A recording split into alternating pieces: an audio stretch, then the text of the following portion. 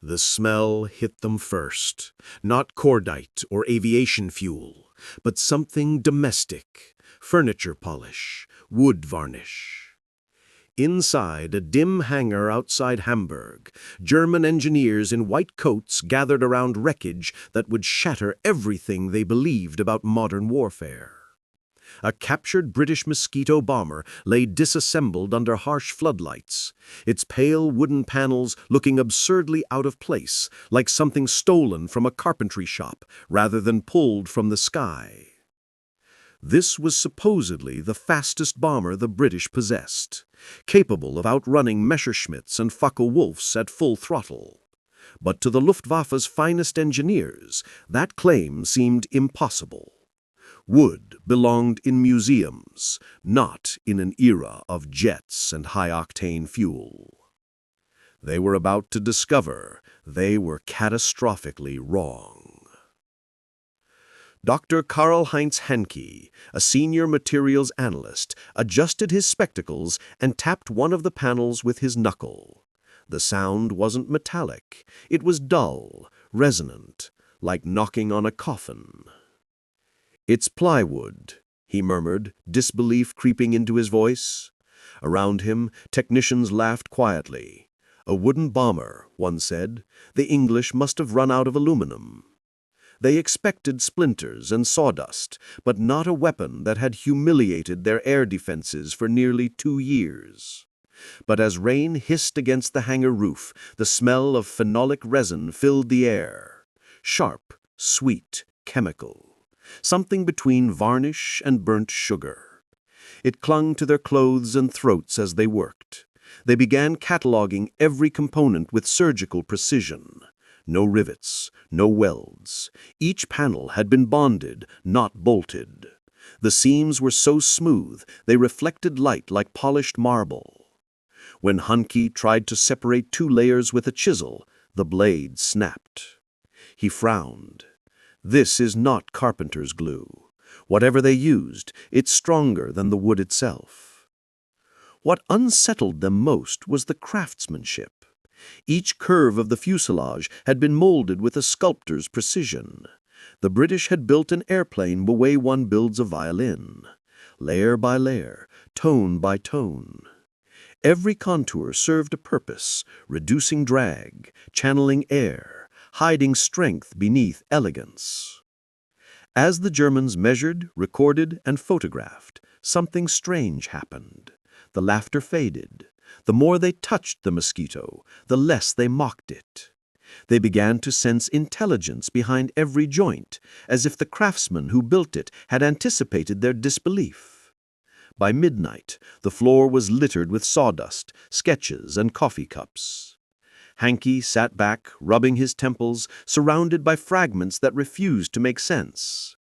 The numbers on his clipboard didn't lie. This toy airplane had achieved speeds their best metal bombers couldn't match. Somehow, wood had defeated steel. He looked at the pale curve of a wing root under the lights and whispered, "How?" The irony gnawed at him. Germany, the land of precision engineering, was being outpaced by a bomber glued together in furniture factories. Rewind to 1938. While the world prepared for another mechanized war of steel, one man stood before the British Air Ministry with a proposal that seemed almost insulting. Geoffrey de Havilland, tall, composed, and quietly stubborn, unfolded blueprints of a bomber that defied every doctrine of modern aviation. It had no defensive guns, no armor plating, and most absurd of all, it was to be made almost entirely of wood. The room of officials listened politely, waiting for the joke. When none came, they rejected the idea outright.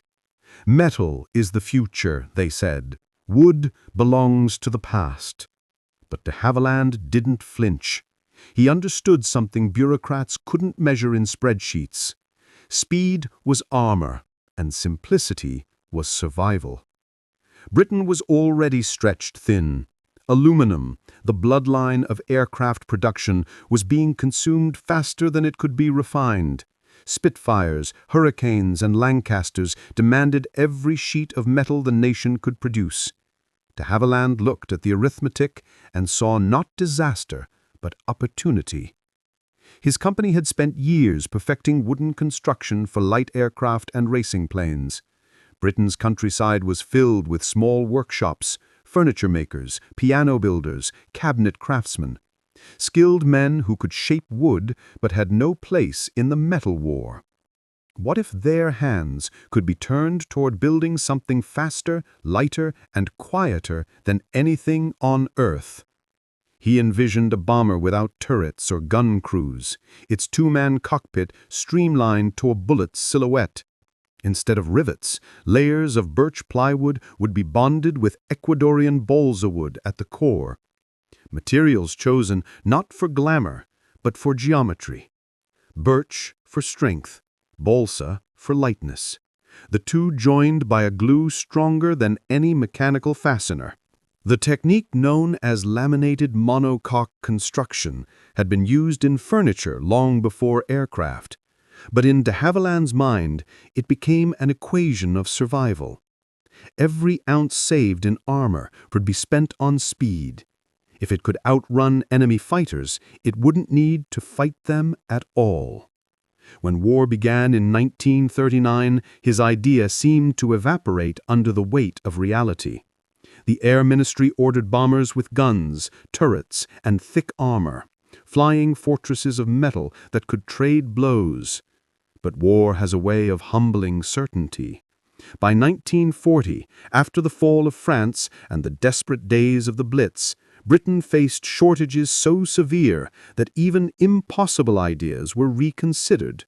De Havilland returned with a prototype design, insisting his wooden bomber could be built in furniture factories without stealing a single sheet of aluminum from Spitfire production. Reluctantly, they approved one prototype. On November 25, 1940, under gray Hatfield skies, the first Mosquito took shape. Piano builders from London sanded the wings.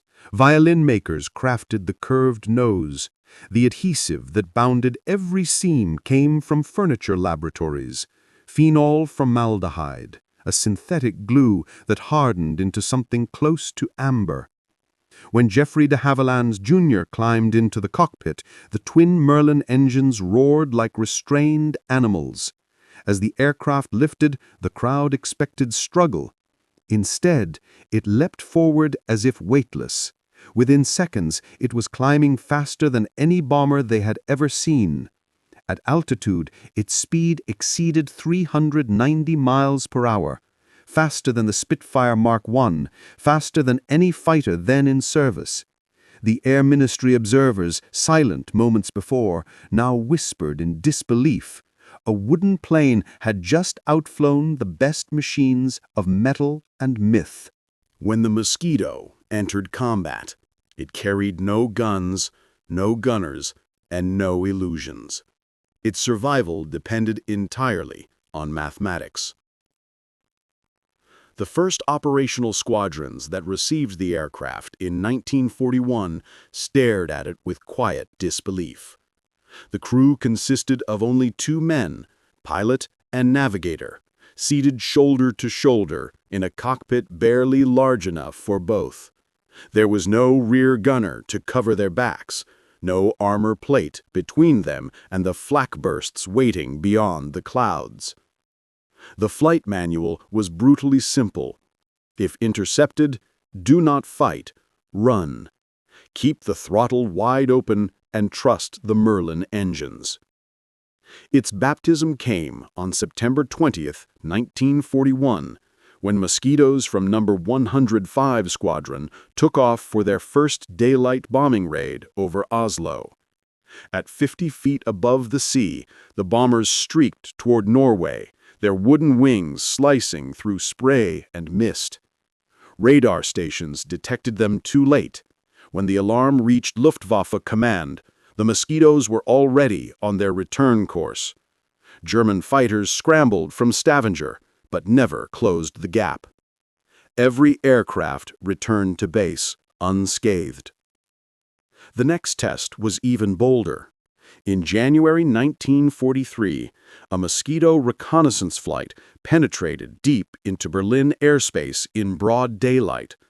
The city's sirens wailed for the first time in months, not because of a massive raid, but because of two unarmed bombers flying faster than the defending fighters. When the Mosquitoes dropped their 500-pound bombs on the capital, Hermann Göring himself was in conference.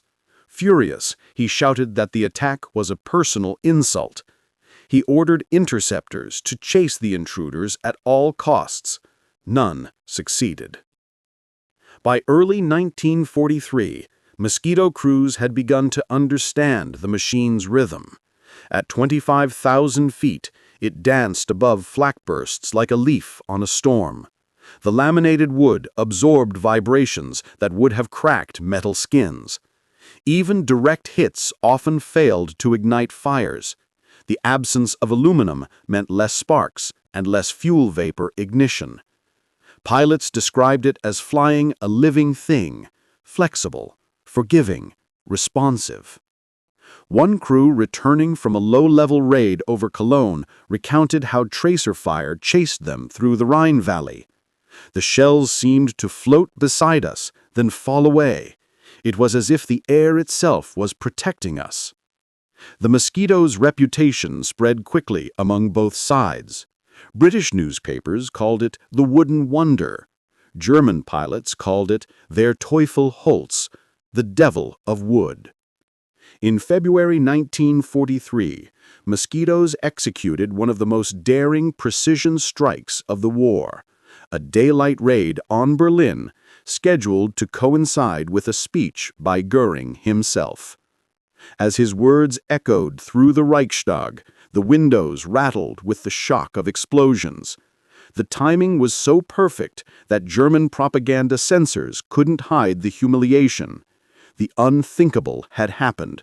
Wooden bombers had struck the heart of the Third Reich and escaped without loss. Back in that hangar outside Hamburg, Dr. Hancke led the analysis with obsessive precision.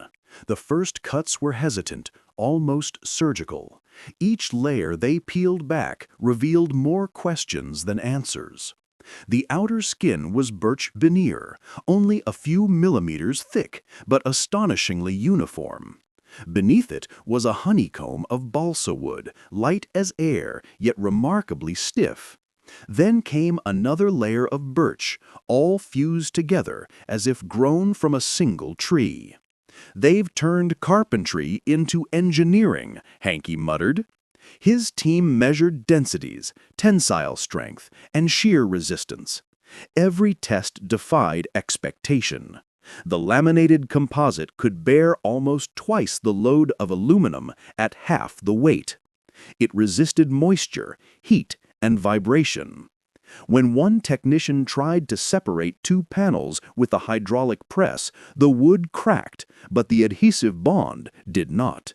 The Germans had used casein glue, a milk-derived adhesive, in their own wooden trainers and gliders.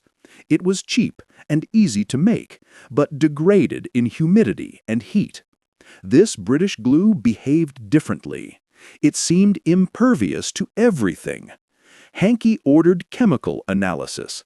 The laboratory reported a compound unknown in German aviation, a synthetic resin based on phenol and formaldehyde, catalyzed under pressure.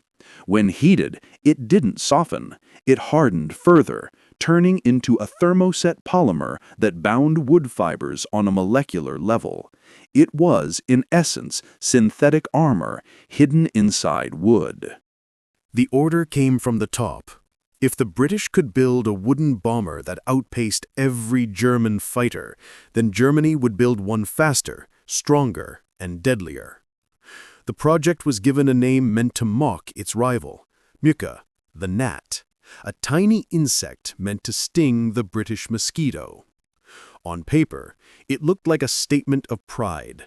In practice, it became a slow-motion tragedy of overconfidence. The British had used lightweight balsa imported from Ecuador, a wood Germany could no longer access due to Allied blockades. Their engineers substituted pine and beech, harder, heavier, more available. A single wing section that weighed 280 kilograms in the Mosquito ballooned to 410 in the Mücke mock-up. The glue, too, was a compromise.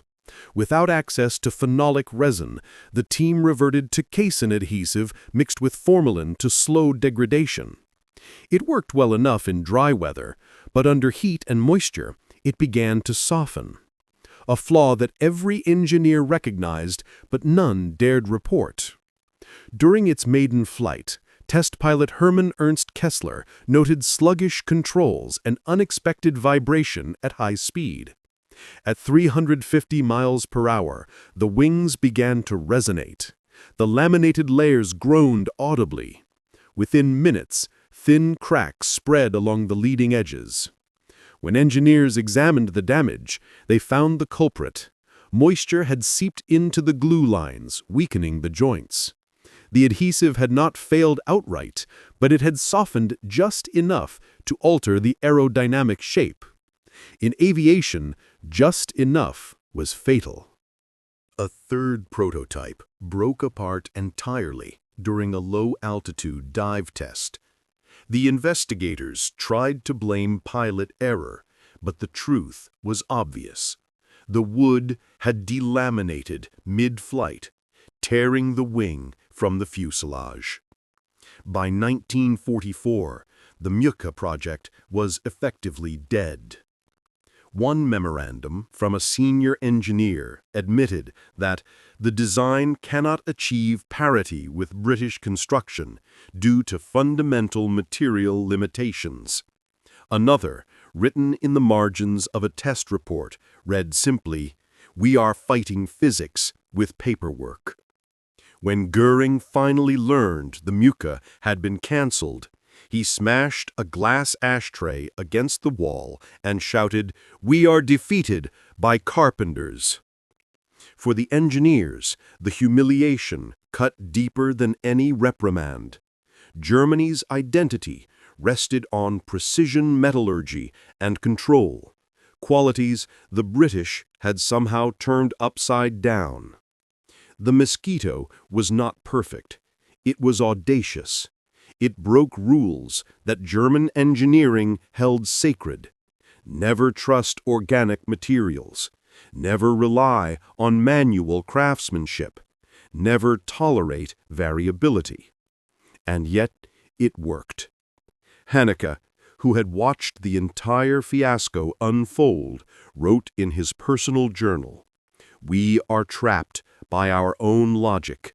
We have machines without imagination, and they have imagination without machines." By 1944, the Mosquito was no longer just an aircraft. It was a presence. The statistics told the story in numbers that defied belief.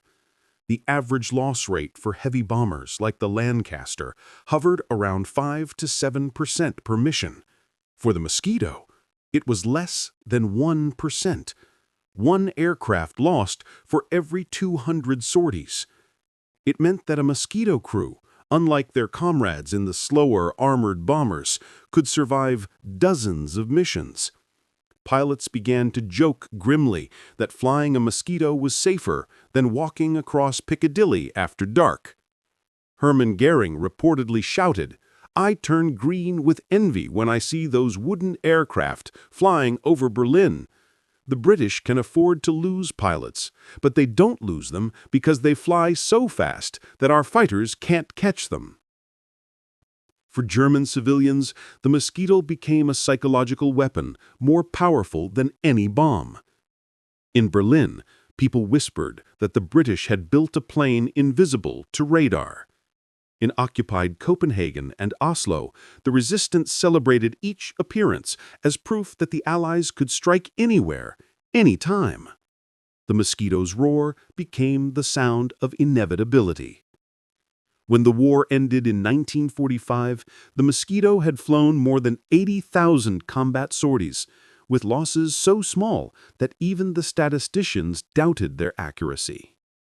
Allied inspection teams invited captured German engineers to tour de Havilland's plant at Hatfield. Among them was Dr. Karl-Heinz Henke, the same man who had once dissected a downed mosquito and declared its glue a miracle. Now he stood in the assembly hall, watching craftsmen in overalls polish the curved fuselage halves before they were bonded together. The smell of resin filled the air again, sharp, chemical, unforgettable. He turned to his British escort and asked how many men had designed this process. The British smiled. Not many, but thousands built it. That sentence stayed with him for years. In a post-war report, Henke wrote that the mosquito's true secret was not chemistry or aerodynamics, but culture. A willingness to let craftsmen and scientists share the same space. Where Germany's factories had been ruled by rigid hierarchy and fear of failure, the British had allowed improvisation. A violin maker could teach an engineer about resonance. A chemist could learn from a furniture worker. Out of that collision of worlds had come something that no pure theory could have predicted. The lessons spread quickly. In the late 1940s, engineers on both sides of the Atlantic began experimenting with new laminated materials, fiberglass, resin composites, and later carbon fiber. Old direct descendants of the mosquito's wooden skin. What had been born from scarcity became the foundation of abundance. Even the newly formed American aerospace industry studied de Havilland's methods. Boeing engineers called the Mosquito the ancestor of every composite airframe we build today. For de Havilland himself, the success was vindication. His impossible idea had not only worked, but changed the very meaning of engineering. He once told a journalist, "We were never trying to outmuscle the enemy, we were trying to outthink him." And for the Germans who had tried to imitate the Mosquito, the aircraft became a mirror reflecting their own limits. The Mücke prototypes were melted down after the war. None survived. But in the archives of what became West Germany's new aviation industry, Henke's notes endured. The final line of his last wartime journal read, "They proved that imagination, when disciplined by necessity, is stronger than steel." If this story reminded you why creativity and courage matter more than resources, hit that like button. Subscribe for more untold stories of innovation born from desperation. And drop a comment. What impossible idea do you think the world needs right now? Thanks for watching.